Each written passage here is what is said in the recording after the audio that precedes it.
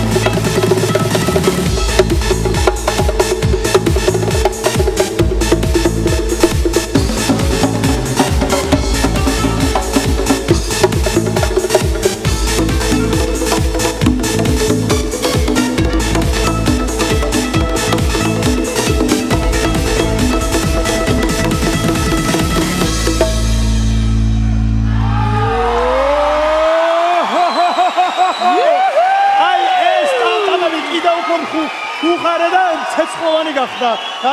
აი ტამტამები, აი. მოკლედ გადამერია ეს ბიჭი, გადამერია, არ ვიცი. ჟიური შეაფასეთ გამოსვლა. ია. აი ესე იგი ამ ნომერს რო ვთქვა რომ რაღაცა განსხვავებული ვნახე, არა თქო, მაგრამ ძალიან სასიამოვნო იყო იმის ყურება, რასაც უყურებდით, უკვე ჩემთვისაც კი.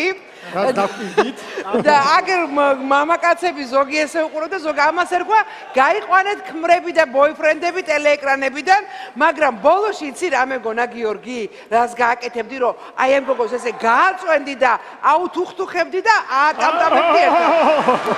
აი ეს ნამდვილად დამაკლდა. კარგი შეო. გეგა, თქვენ რას გეტყვით? გეგო, რას დამატებდით ნომერს?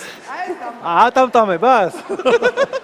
ატამტამება კარგი იქნებოდა, ალბათ, მაგრამ საბედნიეროდ არის თუ არ ვიცი, ისე მაინც ყველაზე მნიშვნელოვანი ტამტამები იყო ამ ნომერში ამჯერადაც.